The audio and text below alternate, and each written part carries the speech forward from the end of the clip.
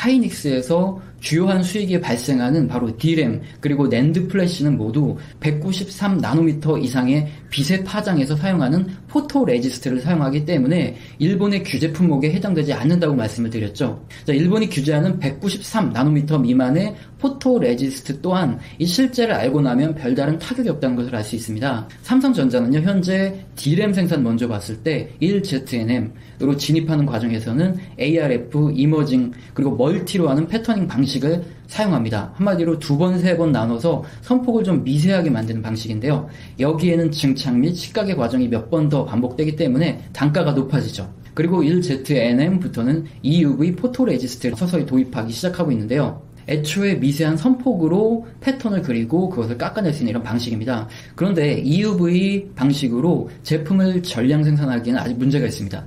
현재까지 장비와 관련 소재의 가격이 너무 비싸서 기존 ARF 이머징 멀티 패터닝 방식에 비해서 경제성이 부족하다는 겁니다. 그래서 아직까지는 상용화까지는 좀 시간이 걸릴 수밖에 없는 겁니다. 하지만 어찌되었든 EUV 방식은 차세대 기술이고요. 가격 문제만 해소되면 기존의 방식보다 좀 더 빠르게 생산이 가능하고 공정 자체가 줄어들기 때문에 경쟁력이 좀 더 높습니다. 이에 따라 삼성전자는 하나, 두 개 라인의 시험 생산 라인을 만들고 불량률 및 수율이라고 하죠. 속도 등 양산 방식에 대한 테스트를 시작하는 이런 단계입니다. 그리고 삼성은 D램 말고도 7나노미터 공정의 로직 반도체에서 하반기부터 EUV 노광 장비를 사용할 예정인데요. 하지만 이 역시 기존의 ARF 이머징 멀티 패터닝 방식에 비해서 경제적 가치가 크지 않기 때문에 지금 상용화 단계는 아니고 역시나 시험 단계고요. 그리고 다음 기술은 5나노미터로 가야 되기 때문에 그래서 일단 시험으로 양산을 시작하고 있는 겁니다. 자, 그리고 또 낸드가 상당히 중요하죠. 그런데 3D 낸드에서는 EUV 노광 장비 자체가 필요가 없습니다. 단수를 높이 쌓고 무너지지 않게 하는 기술이 가장 중요하기 때문에 구형 기술이라 불리는 KRF 이머징 방식만으로 충분합니다. 동지 세미캠에서 생산하고 있기 때문에 3D 낸드 기술에 들어가는 장비 및 포토레지스트는 이미 상당 부분 국산화가 되었다고 봐도 무방합니다. 그리고 EUV 방식에 대한 대책도 충분히 있죠. 규제 대상에 포함되는 EUV용 포토레지스트의 경우 일본 TOK 공장이 우리나라 송도에 있기 때문에 해당 물량은 일본이 수출하는 규제 대상에 포함이 안 됩니다. 또한 미국의 다우로 일부 대체 생산이 가능하다는 거죠. 일본의 포토레지스트를 규제하는 품목은 193나노미터 미만이라고 말씀을 드렸죠. 그런데 이 포토레지스트는 지금 현재 KRF 그리고 ARF 방식 모두 193나노미터 이상이기 때문에, 그리고 193나노미터 이상으로 할 때 경제적 효용 가치가 더 높습니다. 한마디로 테스트하는 상품에 대해서만 포토레지스트가 일본에서 지금 규제를 하고 있는 것이죠. 이렇게 일본이 수출을 규제를 하지만 그걸 아예 안 하겠다는 게 아니라 수출 절차를 까다롭게 하는 거죠. 만약에 일본 기업들에 문제가 생기면 바로 수출 승인을 해주면 되고, 우리나라에 대해서 규제를 하고 싶다 그러면 수출 그 기간, 승인 나는 기간을 좀 길게 잡으면 되는 것이기 때문입니다. 자, 하지만 앞서 말씀드린 대로 포토레지스트 부분에서는 피해가 거의 미미할 것으로 보여지는 이유고요. 다음 불산의 경우에는 중국의 형석을 수입해서 일본이 불산을 만들고 이것을 수입해서 우리나라에서 가공을 해서 반도체 식각에 사용하는 이런 구조입니다. 일본이 90% 이상을 수출하고 있으며 이들 기업이 우리나라 수출 의존도는 약 30% 이상인데요. 근데 일본 경제 산업성에서 발표한 제재 품목은 D램 생산 과정 중에서 선도 공정의 가스 세정 부분에 사용되는 이런 제품의 하나입니다. 선도 공정을 가스가 아닌 케미컬로 교체해서 솔브레인 그 후송의 제거를 활용하는 방법이 있는데요. 애초에 사용되던 방식이 가스가 아닌 케미컬 방식이기 때문입니다. 그리고 또 하나 대응으로 반도체 업계 조사 자료에 따르면 이런 불산 애칭 가스에 과거에 이미 국내 기업이 국산화가 가능해서 국산화를 진행하고자 했습니다. 하지만 국내 환경 규제가 심각해서 허가를 받지 못한 것으로 조사되고 있고요. 이에 따라서 삼성 및 하이닉스 등에 우리가 실제 국산화를 하면 매수를 해주겠냐 얘기를 했을 때 환경 규제를 먼저 뚫어야 된다, 이 얘기를 먼저 했던 것으로 조사되고 있습니다. 자, 그리고 또한 현재 중국산 불산에 대해서도 평가 및 검증이 어느 정도 끝난 상태인데요. 삼성전자 및 하이닉스에서도 이처럼 신규로 국내에서 생산하거나 아니면 중국에서 신규 제품을 투입을 할 때 이 수율이라고 그러죠. 불량률이 나오면 안 되기 때문에 평가 및 검증의 과정을 거칩니다. 하지만 지금까지 평가 및 검증의 과정을 거치는 것보다 일본에서 수입을 잘 해오고 있었기 때문에 일본에서 수입하는 것이 경제적이라는 판단이 내렸고요. 그래서 일본에서만 제품을 수입하고 있었습니다. 항상 인터넷 댓글들에서 보면 근거도 없이 못 만들기 때문에 우리나라가 일본에서 수입을 한다 이렇게 하지만, 사실 고순도 불산가스를 국내에서 못 만드는 것이 아니라 환경 문제를 비롯하여 누출 우려 기후기후 등 이런 안전 문제 때문에 만들고 있지 않던 것으로 조사가 되고 있습니다. 왜냐하면 우리 환경 비용부터 해서 여러 가지 설비 이런 투자를 하는 것보다 차라리 일본에서 그냥 수입해오는 게 더 낫기 때문이죠. 하지만 이번 사건에서 국산화 필요성이 아주 커졌죠. 이에 따라서 정부에서도 환경 규제에 대해서 어느 정도 허가를 내줄 가능성이 크고요. 이 안전 문제에 대해서도 어느 정도 충분한 배려를 해줄 것이기 때문에 국산에서 고순도 불산가스를 만드는 설비 이 투자 기간 동안만 이 기간만 버텨낸다면 충분히 자체적인 생산 공장이 건설되거나 중국에서 수입이 가능할 것으로 보입니다. 이런 것들을 일본이 모르지 않기 때문에 일본이 고순도 불산을 아예 수출 중단하지 못하는 이유기도 합니다. 그래서 이번 규제 자체가 정부에서 검열을 하겠다는 것이지 아예 수출하지 않겠다는 게 아니거든요. 우리나라와 중국에서 생산 기술력이 없는 것이 아니라 앞서 말씀드린 대로 환경 문제 포함해서 설비 투자하는데 이 시간이 걸리기 때문에 이제까지 안 했던 것이죠. 자, 이처럼 반도체 관련 소재의 경우 국내 기업들이 일본에서 과점하는 화학 제품을 생산하지 않는 이유는 대량 생산 체제부터 양산에 들어가는 설비 투자 비용이 상당했고 삼성전자와 하이닉스에서 이런 제품을 사용을 할 때 신중을 기했기 때문입니다. 그래서 지금까지 일본에서 사용을 했던 거죠. 마지막으로 규제 대상에 포함된 불소 함유량 10%의 폴리이미드도 마찬가지입니다. 원재료인 플루오린 폴리이미드는 듀폰사에서 생산을 하죠. 그리고 코롱 인더스트리, SK 이노베이션, SKC 등이 플루오린 폴리이미드를 수입해서 CPI를 생산합니다. 삼성전자는 이미 플렉서블 기판에 사용되는 소재를 자체 조달하는데요. 한일 합작사를 만들고 CPI, 그 기판에 들어가는 CPI를 공급을 받습니다. 기판 소재의 경우에도 만약에 한일 합작사지만 수입이 안 되는 경우를 가정해도 국내 기업들이 CPI를 생산하고 있기 때문에 현재 문제가 되진 않죠. 하지만 그동안 폴리이미드의 원료를 일본에서 수입하는 것이 지금 현재 화두가 되고 있는데 듀폰에서도 원재료를 수입할 수 있습니다. 하지만 그동안 일본에서 대부분 물량을 수입했던 이유는 국내 기업들이 삼성전자에 CPI를 공급할 때는 원재료 변경의 과정에서 불량이 발생하면 안 되기 때문에 검토 및 평가를 다시 받아야 됩니다.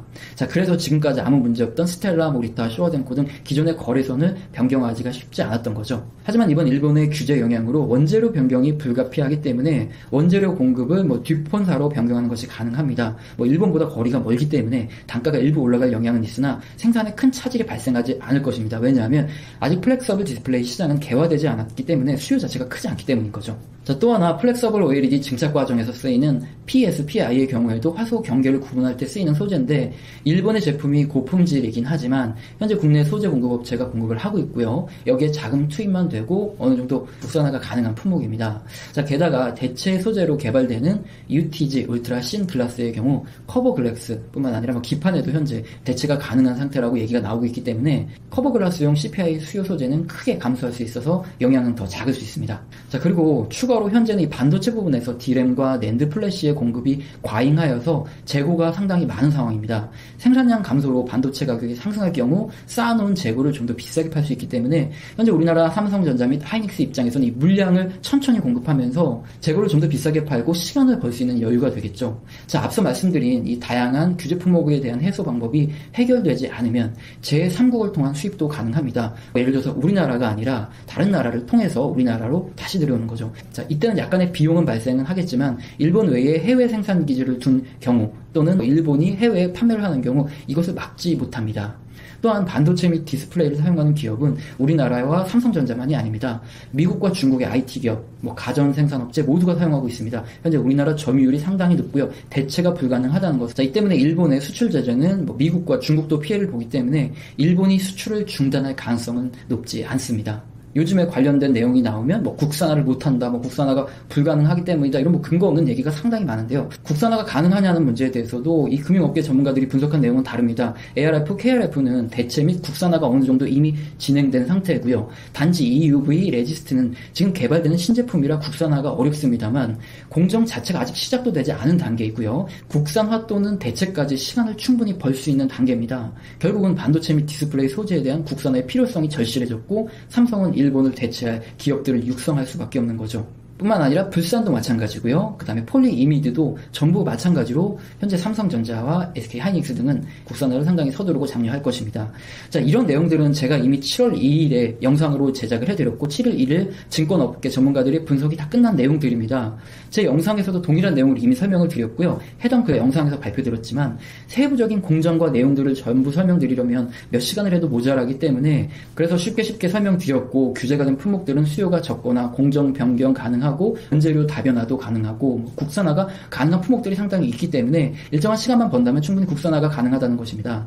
그 사이 시간을 버는 것이 중요한데 앞서 말씀드린 대로 반도체 공급 과잉 상황이고 디스플레이는 아직도 규제하는 품목에 대해서는 시장 형성도 안 되었다는 점이 플러스 요인이고요. 기술력이 앞서서 가격 경쟁력이 좋기 때문에 IT 업체들은 삼성과 하이닉스 등의 제품을 반드시 사용하려 한다는 점, 이런 과점적 구조라는 점도 삼성전자와 하이닉스에 상당히 유리한 점입니다. 이러한 이유들 때문에 일본의 수출 규제가 최악으로 갈 확률은 상당히 낮고요. 결국 수출이 조금 지연되는 수준으로 흘러갈 가능성이 아주 높다고 말씀드린 이유입니다. 다만 소재 국산화는 엄청나게 앞당겨집니다. 정부에서 환경 규제 문제 및 부지 선정 등에 대한 규제를 어느 정도 참아주고요. 눈 감아주고 적극적으로 자금 지원을 해주기 때문에 일본의 수입 의존도가 높고 현재 순도가 낮거나 기술력이 약간 부족한 품목에 대해서 엄청난 지원으로 인해서 기술 개발이 빨라질 수 있습니다. 순수 투자자들의 입장에서 보겠습니다. 이런 기회를 절대 놓쳐서는 안 되죠. 일주일간 반도체 소재 육성 대상에 포함되는 기업들의 주가는 상당히 좋았습니다. 뉴스에서 근거 없는 자료를 내보내면서 공포를 조성하는 분위기가 커지면 커질수록 주가 상승률이 컸는데요. 제 영상을 시청하시는 투자자분들이라면 이런 시기에 큰 수익을 볼 수 있는 이런 단기적인 기회인데도 정치적인 문제에만 집중하고 있는 분들이 너무 많아서 상당히 안타까웠습니다. 이런 시기에 정부의 육성이 강해지는 종목을 찾고 지금 당장은 테마 때문에 빨리 올라가겠지만 그 이후에 매수의 타이밍을 잡는 것도 지금부터 천천히 공부를 하셔야 되겠죠. 저는 재테크 투자 관련 이야기를 하기 때문에 정치는 모릅니다. 다만 전문가들의 분석 내용을 근거로 투자자라면 어떻게 하는 것이 맞는지, 그리고 국익을 위해서 무엇보다 또 생존을 위해서 어떻게 해야 하는지에 대해서 의견을 내드릴 뿐입니다. 분석도 제대로 되지 않은 그냥 뉴스 기사, 이런 근거만 가지고 일본이 수출을 규제하면 우리나라 반도체가 무조건 다 죽는다, 아니면 우리나라 경제가 반도체 때문에 전부 망가진다는 논리를 펼치는 분들이 가장 위험합니다. 제대로 된 근거가 없기 때문이죠. 일본 경제의 산업성은 일본이 반도체 및 디스플레이 소재를 규제하는 이유에 대해서 한일 양국의 신뢰가 심각하게 손상되었다는 판단으로 대한민국에 대한 수출 관리에 있어서 엄격한 제도 운용이 필요하다, 이렇게 명시를 했는데요. 일본 정부가 내세운 조치는 외환법상 우리나라를 수출에서 우대하는 화이트 국가에서 제외할 수도 있다는 것과 함께 말씀드린 세 가지 품목에 대해서 개별 수출 허가로 변경하는 거죠. 그동안 화이트 국가로 지정됐던 이유가 우리나라가 일본의 3위의 수출국이자 흑자국이기 때문이죠. 그러나 이번 조치의 배경은 강제징용 노동자 배상, 한국의 일본산 수산물 수입 제한, 해상 초계기 레이더 문제 등 양국의 정치 외교 통상 문제들이 원인인데요. 언론에서는 일본의 수출 규제 원인에 대해서 강제징용 배상 판결이 원인이라고, 무조건 그거 하나만 원인이라고 판단하지만 전문가들은 사실상 이 배상액이 총 4억 원밖에 안 되기 때문에 일본이 우리나라에서 무역해서 얻는 흑자가 연간 20조 원 이상이라는 점을 볼 때 그것은 진짜 이유가 아니라고 봅니다. 일본이 생각하는 것은 연간 4천억 원 이상의 흑자를 얻을 수 있는 후쿠시마 등 일본산 수산물을 우리나라가 다시 수입하게 만드는 것이 진짜 목적일 가능성이 높다는 의견이 많은데요. 아베 자민당의 유세 첫 번째